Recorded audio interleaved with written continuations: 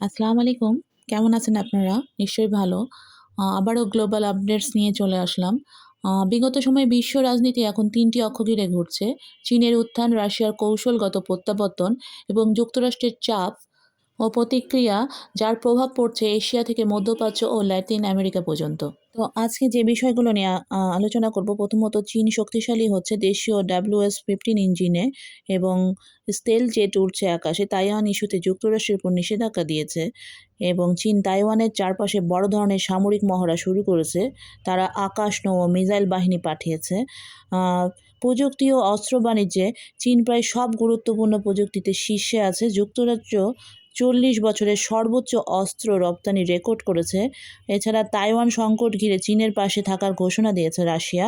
এছাড়া আরও থাকছে রাশিয়া ইউক্রেন যুদ্ধের আপডেটস, উত্তর কোরিয়ার পারমাণবিক শক্তিচালিত সাবমেরিনের খবর, প্রাকৃতিক দুর্যোগে নিউ ইয়র্কের তুষারপাত আর হাওয়াইয়ের এক অঞ্চলে আগ্নেয়গিরিতে হওয়া অগ্ন্যুৎপাতের দৃশ্য।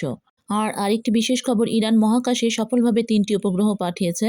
তো আশা করছি ভিডিওটা সম্পূর্ণ দেখবেন। আর শুরু করা যাক তাহলে। তাইওয়ান সংকট ঘিরে চীনের পাশে থাকার ঘোষণা দিয়েছে রাশিয়া। তাইওয়ান প্রণালীতে পরিস্থিতি উত্তপ্ত হলে রাশিয়া চীনের পাশে থাকবে এবং দেশটির রাষ্ট্রীয় ঐক্য ও ভৌগোলিক অখণ্ডতা রক্ষায় সমর্থন দেবে। রাশিয়ার পররাষ্ট্রমন্ত্রী সের্গেই ল্যাভরভ বলেন, রাশিয়া তাইওয়ানকে চীনের অবিচ্ছেদ্য অংশ হিসেবে স্বীকৃতি দেয় এবং যে কোনো ধরনের তাইওয়ানের স্বাধীনতার বিরোধিতা করে। তিনি আরও যোগ করেন, রাশিয়া চীনের আভ্যন্তরীণ বিষয়ে হস্তক্ষেপের বিরোধী এবং এই ইস্যুতে বেইজিংয়ের অবস্থানকে পূর্ণ সমর্থন করে। তো এবার আপনাদের বিশ্ব সামরিক কৌশল ও উত্তর কোরিয়া পারমাণবিক সাবমেরিন প্রকাশ, চীন, মেক্সিকো ও কিউবা অঞ্চলে যে যুদ্ধ অনুকরণের মহড়া করছে সে সম্পর্কে জানাই। তো শুনুন বিস্তারিত। তো দেশীয় ইঞ্জিনে উড়ল চীনের J-20A স্টেলথ যুদ্ধবিমান। চীন প্রথমবারের মতো দেশীয়ভাবে নির্মিত WS-15 ইঞ্জিন চালিত J-20A স্টেলথ ফাইটার জেট উৎপাদন করে তা উড়িয়েছে সফলভাবে। এই উড্ডয়নের মাধ্যমে WS-15 ইঞ্জিনযুক্ত J-20 যুদ্ধবিমানের সীমিত হারে উৎপাদন আনুষ্ঠানিকভাবে শুরু হলো। এক নতুন যুগের সূচনা হলো। নতুন WS-15 ইঞ্জিনের ফলে J-20A যুদ্ধবিমান সুপার ক্রুজ করতে পারবে, মানে এটা অতি দ্রুত গতিসম্পন্ন হবে আগের তুলনায় এবং আরও বেশি উন্নত এবং নিয়ন্ত্রণযোগ্য হবে। দূরপাল্লার সক্ষমতাও বাড়াবে এবং শত্রুর সেন্সরে ধরা পড়া বেশ কঠিন হয়ে দাঁড়াবে। চীনের এই সাফল্যের মাধ্যমে যুক্তরাষ্ট্র ও রাশিয়ার উপর ইঞ্জিন প্রযুক্তিতে নির্ভরতা কমিয়ে নিজস্ব পঞ্চম প্রজন্মের যুদ্ধবিমান কর্মসূচিকে আরও এক ধাপ শক্তিশালী করল। চীন তাইওয়ানের চারপাশে বড় ধরনের সামরিক মহড়া শুরু করেছে। তারা আকাশ, নৌ ও মিসাইল বাহিনী পাঠিয়েছে। তাইপেই থেকে এই মহড়াকে উস্কানিমূলক বলে আখ্যা দেওয়া হয়েছে। তারা বলেছে তাদের সেনাবাহিনী পুরোপুরি সতর্ক আছে এবং যে কোনো পরিস্থিতি মোকাবেলার জন্য তারা নিজেদের মধ্যে মহড়া দিচ্ছে। এরই মধ্যে তাইওয়ানের কাছে অস্ত্র বিক্রির অনুমোদন প্রক্রিয়ায় যুক্তরাষ্ট্রের 20টি প্রতিরক্ষা কোম্পানি ও 10 জন ব্যক্তির উপর নিষেধাজ্ঞা আরোপ করল চীন। চীনের মতে এই অস্ত্র বিক্রি এক চীন নীতি লঙ্ঘন করে এবং আঞ্চলিক স্থিতিশীলতার উপর গুরুতর হুমকি সৃষ্টি করছে।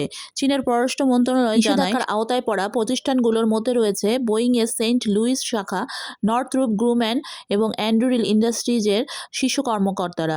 এই নিষেধাজ্ঞার অংশ হিসেবে চীনে থাকা সংশ্লিষ্ট প্রতিষ্ঠান ও ব্যক্তিদের সম্পদ জব্দ করা হবে। এছাড়া চীনা প্রতিষ্ঠানগুলোর সাথে তাদের সব ধরনের লেনদেনও নিষিদ্ধ করা হয়েছে। চীন বলেছে এই পদক্ষেপ নেওয়া হয়েছে যুক্তরাষ্ট্রের অনুমোদিত $11.1 বিলিয়ন তাইওয়ান অস্ত্র বিক্রির পাল্টা জবাব হিসেবে। এবার আরেকটি সংবাদ, বিশ্বের 90% শীর্ষ প্রযুক্তিতে চীনের আধিপত্য। অস্ট্রেলিয়ান স্ট্র্যাটেজিক পলিসি ইনস্টিটিউটের সর্বশেষ ক্রিটিক্যাল টেকনোলজি ট্র্যাকার রিপোর্ট অনুযায়ী বিশ্বের অধিকাংশ গুরুত্বপূর্ণ এবং উদীয়মান প্রযুক্তির গবেষণায় চীন এখন বিশ্ব নেতৃত্ব দিচ্ছে। 2025 সালের এই আপডেট রিপোর্টে 74টি প্রযুক্তির উপর গবেষণা করা হয়েছে, যার মধ্যে 66টি বা প্রায় 90% ক্ষেত্রে চীন সবার শীর্ষে রয়েছে। এবারে চীন সম্পর্কিত আরেকটি খবর। তো চীনের বাণিজ্যিক জাহাজে সামরিক অস্ত্র দেখা গেছে। একটি চীনা কার্গো জাহাজের কন্টেনারে ভিতরে মিসাইল লঞ্চার, রাডার সিস্টেম এবং নিকটবর্তী প্রতিরক্ষা অস্ত্র বসানো হয়েছে। এটি চীনের একটি বড় কৌশলের অংশ। এই কৌশলে বাণিজ্যিক জাহাজকে ধীরে ধীরে সামরিক কাজে ব্যবহার করা হচ্ছে। কৌশলের লক্ষ্য বেসামরিক জাহাজ ও নৌবাহিনীর মধ্যে পার্থক্য কমানো, যাতে যুদ্ধের সময় দ্রুত মোতায়েন সম্ভব হয়। এর আগে তাইওয়ান প্রণালীর ফেরি জাহাজকেও সেনা পরিবহনে ব্যবহার করা হয়েছে। এছাড়া মাছ ধরা, নৌবহর, গোয়েন্দা কার্যক্রম কার্যক্রমেও কাজে লাগানো হয়েছে। এখন কার্গো জাহাজকে সরাসরি অস্ত্র বসানো বেসামরিক ও সামরিক জাহাজের পার্থক্য আরও অস্পষ্ট হয়ে যাচ্ছে। এই ধরনের পদক্ষেপ ভবিষ্যতে সংঘাতের সময় পরিস্থিতিকে আরও জটিল করে তুলতে পারে, কারণ এতে করে কোন জাহাজটি বেসামরিক আর কোনটি সামরিক তা চিহ্নিত করা কঠিন হয়ে পড়বে। এরই মধ্যে মেক্সিকো ও কিউবার কাছে যুদ্ধের মহড়া অনুকরণ করল চীন। চীনের সেনাবাহিনী মেক্সিকো, কিউবা ও মেক্সিকো উপসাগর এবং ক্যারিবিয়ান সাগরের আশেপাশে সম্ভাব্য যুদ্ধ পরিস্থিতি নিয়ে ওয়ার গেমিং সিমুলেশন চালিয়েছে। ওয়ার গেমিং সিমুলেশন হলো যুদ্ধের সম্ভাব্য পরিস্থিতি কল্পনা করে ভার্চুয়ালভাবে অনুশীলন করা, যাতে বাস্তব যুদ্ধ ছাড়াই কৌশল ও সিদ্ধান্ত পরীক্ষা করা যায়। চীনের সেনাবাহিনী নিজেদের বাহিনীকে লাল পক্ষ এবং শত্রু বাহিনীকে নীল পক্ষ ধরে বিমান ও নৌযান নিয়ে মহড়ার অনুকরণ করেছে। এই মহড়ায় কিউবা ও মেক্সিকোর উপকূলের কাছে এবং যুক্তরাষ্ট্রের উপকূল সংলগ্ন এলাকার দিকেও সামরিক গতিবিধি দেখানো হয়। এই সিমুলেশনগুলো প্রদর্শন করা হয় চীনের হেনান প্রদেশের সুচাং শহরে আয়োজিত একটি সেনা যুদ্ধ গেমিং অনুষ্ঠানে। বিভিন্ন সামরিক ইউনিট একাডেমির অংশ নেয়, তবে সব সিমুলেশন চালানো হয় চীনে তৈরি নিজস্ব প্রযুক্তি ব্যবহার করে। এবারে টিকটকের প্রসঙ্গ। তো টিকটকের যুক্তরাষ্ট্র কার্যক্রমে চীনা আইনের প্রতি সম্মান চায় বেইজিং। চীনের বাণিজ্য মন্ত্রণালয় জানিয়েছে, টিকটকের যুক্তরাষ্ট্র ভিত্তিক যৌথ উদ্যোগ সংক্রান্ত পরিকল্পনা যেন চীনা আইন মেনে এবং সর্বপক্ষের স্বার্থের ভারসাম্য বজায় রেখে সমাধান করা হয়। একই সঙ্গে ওয়াশিংটনের প্রতি চীনা কোম্পানিগুলোর জন্য ন্যায্য ও বৈষম্যহীন ব্যবসায়িক পরিবেশ নিশ্চিত করার আহ্বান জানিয়েছে বেইজিং। এবার একটু অন্য প্রসঙ্গ। ইসরায়েল সিরিয়ার নিরাপত্তা চুক্তিতে যুক্ত হলো রাশিয়া। রাশিয়া ইসরায়েল ও সিরিয়ার মধ্যে একটি নিরাপত্তা চুক্তি করাতে মধ্যস্থতায় যুক্ত হয়েছে। এই উদ্যোগে যুক্তরাষ্ট্রেরও অনুমোদন আছে। মস্কো চাচ্ছে ইসরায়েল সীমান্তের কাছে দক্ষিণ সিরিয়ায় আবার রুশ সেনা মোতায়েন করতে।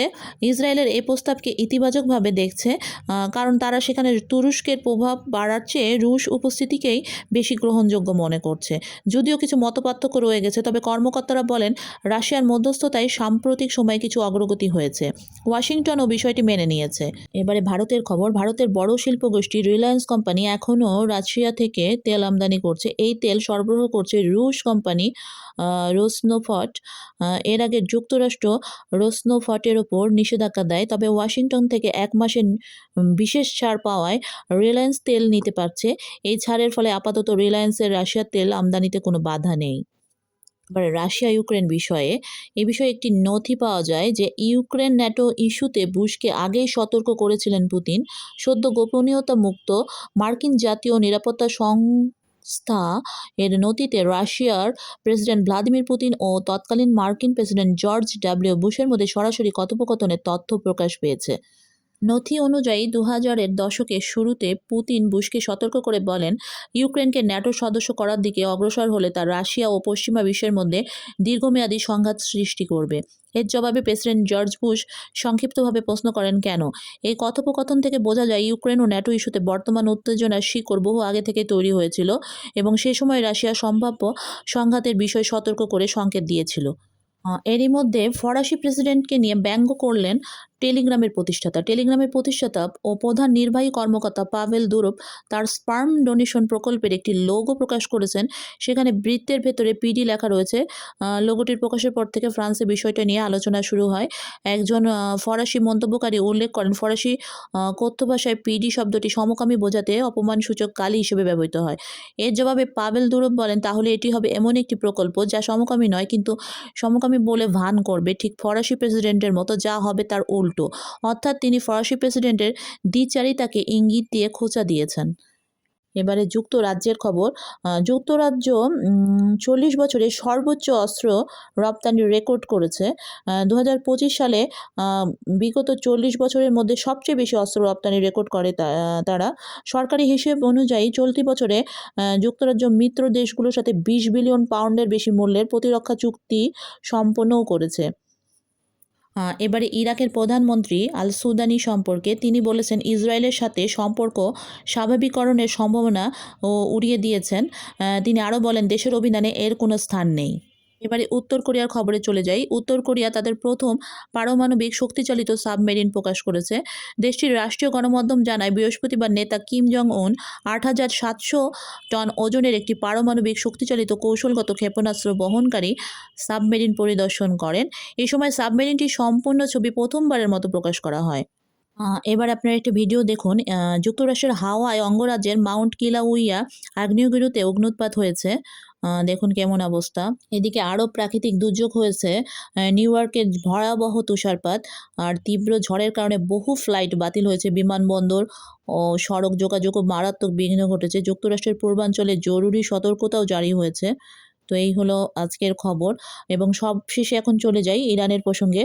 তো রাশিয়ার রকেট করে মহাকাশে ৩টি স্যাটেলাইট পাঠিয়েছে ইরান। মহাকাশ গবেষণায় সহযোগিতা বৃদ্ধির লক্ষ্যে রাশিয়ার সোয়ুজ রকেটের মাধ্যমে ৩টি কৃত্রিম উপগ্রহ মহাকাশে পাঠিয়েছে তারা। উৎক্ষেপণ করা উপগ্রহগুলো হলো কাউসার 1.5, জাফর 2 এবং পায়া। এই উপগ্রহগুলো মূলত পৃথিবী পর্যবেক্ষণ, কৃষিখাত উন্নয়ন এবং খনিজ সম্পদের পর্যবেক্ষণে গুরুত্বপূর্ণ ভূমিকা রাখবে। তো পরবর্তীতে ইরান তার নতুন উৎক্ষেপিত এই উপগ্রহগুলো থেকে প্রথম সংকেত সফলভাবে পেয়েছে, যা নিশ্চিত করে যে তারা কক্ষপথে সঠিকভাবে কাজ করছে। তো আজকে এই পর্যন্তই ছিল। তো আপনারা সবাই ভালো থাকবেন, পারলে চ্যানেলটি সাবস্ক্রাইব করবেন আর ভালো লাগলে অবশ্যই লাইক দিবেন। তো আবারও দেখা হবে ইনশাআল্লাহ। আল্লাহ হাফেজ।